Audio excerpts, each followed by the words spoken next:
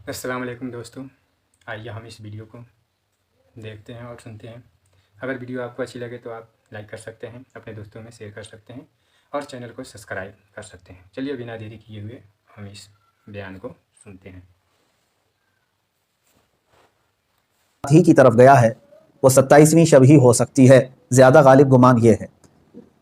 اور ہم لیلۃ القدر کو، شب قدر کو اس لیے بھی ڈھونڈتے ہیں کہ اس رات کی فضیلت میں میرے آقا صلی اللہ تعالیٰ علیہ وسلم نے ارشاد فرمایا، اس رات جو بھی مومن بندہ ایمان کے ساتھ کھڑا ہوا اپنے رب تعالیٰ کے حضور، رات میں عبادت کے لیے کھڑا ہوا، توبہ و استغفار کیا، تو حدیث پاک میں اللہ تعالیٰ اس کے پچھلے تمام گناہوں کو معاف فرمائے گا۔ اس لیے لیلۃ القدر کی جستجو میں ہر مومن رہتا ہے کہ اس رات کو اگر اللہ تبارک و تعالیٰ نے معاف کرنا ہے، اس میں میرا بھی نام شامل ہو جائے تو پچھلے سابقہ تمام گناہ معاف کر دیے جائیں گے۔ اللہ تبارک و تعالیٰ ہمیں لیلۃ القدر کی برکتیں عطا فرمائے اور سابقہ خطاؤں اور گناہوں کو مولا معاف فرمائے۔ میں تمام مومنین سے یہی کہوں گا کہ یہ رات جس کے متعلق قرآن کہتا ہے لیلۃ القدر خیر من الف شہر، یہ ایک شب قدر جو ہے، ایک لیلۃ القدر، ایک رات 1000 مہینوں سے افضل ہے۔ 1000 مہینوں سے افضل ہے۔ 1000 مہینے کئی سالوں میں ہو جائیں گے جب آپ اس کو ترتیب دیں گے۔ 1000 مہینے تو کتنے سال بن جائیں گے، تو یہ اتنے سالوں سے بہتر ایک رات ہے۔ یوں سمجھ لو پوری زندگی عبادت کرنا ہے ایک طرف، اور لیلۃ القدر کی اس مقدس گھڑی میں عبادت کرنا ہے ایک طرف۔ اس لیے اس رات کو ضائع ہونے نہ دیں۔ جو لوگ اس رات کو عیش و عشرت میں اور ادھر ادھر بیٹھ کر کے یا پھر گھومنے پھرنے میں، بائک رائڈنگ میں اور لوگوں کے تماشے دیکھنے میں جو گزارتے ہیں، میں سمجھتا ہوں وہ بہت بڑے ہرما نصیب ہیں۔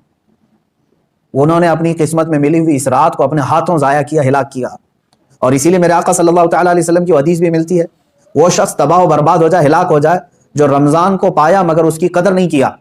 اب حضور پاک صلی اللہ تعالیٰ علیہ وسلم نے اس کے لیے دعائے ہلاکت فرمائی ہے، تو ایسا بندہ تو ہلاک ہونا ہی ہے، ایسے کو تو برباد ہونا ہی ہے جو رمضان پایا لیکن اس کی قدر نہیں کر سکا۔ تو میرے عزیزو، میں تمام نوجوانوں سے یہی کہوں گا، تمہارے لیے کھیلنے کودنے اور دوسرے کاموں کے لیے اور بھی بہت سارے اوقات ہیں، لیکن اس پاکیزہ وقت کو اس طرح ضائع نہ کرو۔ اور جو دیکھنے میں ملتا ہے، اس رات کو لوگ دوست احباب کے ساتھ نکل پڑتے ہیں، چلو عیش و عشرت کرنا ہے، کچھ گھومنا پھرنا ہے، لوگوں کو پریشان کرنا ہے۔ اب تو حالات لاک ڈاؤن کے ہیں، باہر اگرچہ جانے نہ ملے مگر اپنے نوجوان بچے اپنے ہی محلے میں لوگوں کو، پولیس کو پریشان کرنے کے لیے نکلتے ہیں۔ تو کیا یہ رات اس طرح کے عیاشیوں کے لیے آتی ہے؟ کیا تم اس کو اوروں کی طرح، غیروں کی طرح سمجھتے ہو کہ انٹرٹینمنٹ کی ایک رات ہے، دوسروں کے تہواروں کی طرح رقص کرنا، ناچنا، شراب پینا؟ معاذ اللہ، یہ وہ رات ہے جو تمہارے سابقہ گناہوں کو معاف کرنے کی بشارت لے کر کے آ رہی ہے۔ تم اس کی طرف توجہ نہیں دیتے، تو پھر ایک بات یہ بھی یاد رکھ لو، تم میں سے کسی کو یہ بات خبر نہیں ہے، کسی کو معلوم نہیں ہے کہ اگلا رمضان تمہاری زندگی میں آئے گا کہ نہیں آئے گا، نہیں معلوم ہے۔ یہاں تو لاشیں اس طرح سے دیکھنے کو مل رہی ہیں، روزانہ موت کی خبریں اس طرح عام ہو چکی ہے۔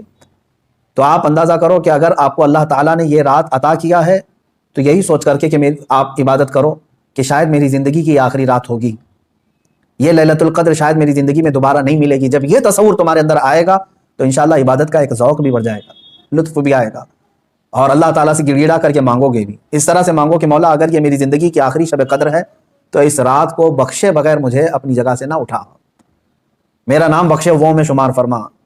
جیسے کہ حضور پاک صلی اللہ تعالیٰ علیہ وسلم مکہ مکرمہ حاضر ہوئے اور جب واپس ہونے لگے تو خانہ کعبہ کے پاس آپ نے یوں دعا فرمائی تھی کہ اللہ اگر یہ میری آخری زیارت ہے خانہ کعبہ کے پاس تو پھر یہاں سے مولا ہم سب کی مغفرت کے بغیر ہمیں باہر نہ فرما۔ تو اس طرح سے آپ اس رات کو بھی یہ سمجھ کر کے دعا کریں کہ اگر میری زندگی میں اور دوبارہ رمضان آنا نہیں ہے یا لیلۃ القدر آنے کا ہماری زندگی میں کوئی نصیبہ نہیں ہے تو مولا اس رات کو ہی ہمیں معاف فرما دے اور اس کے بعد والی زندگی کو کبیرہ اور صغیرہ گناہوں سے محفوظ فرما دے۔ یہ لیلۃ القدر کے سلسلے میں میرے عزیزوں عبادتوں کا اہتمام کریں، عورتیں اپنے گھروں میں بچوں کو بھی لے کر، بچیوں کو بھی لے کر بیٹھیں۔ صرف جاگنا اصل مسئلہ نہیں ہے، بعض لوگ سمجھتے ہیں کہ جاگنا چاہیے، جاگنے کا مطلب موبائل لے کر بیٹھ کر کے جاگنا، یہ فضیلت کی بات ہے؟ جاگنا اس کے لیے افضل ہے جو اپنے آنکھیں قرآن کی تلاوت میں لگا چکا ہو یا اپنے جسم کو رب ذوالجلال کی عبادت میں مصروف کر چکا ہو۔ اور اگر خالی جاگنا اور غیبت کرنا، چغلی کرنا یا واہیات دیکھنا ہے تو میں سمجھتا ہوں اس سے بہتر ہے سو جانا اس آدمی کا، وہ سو جائے گا تو کچھ گناہوں سے بچ جائے گا۔ تو یہ محض گناہ کرنے کے لیے جاگنا یہ افضل نہیں ہے اور نہ ہی اس میں کوئی نیکی کی بات ہے۔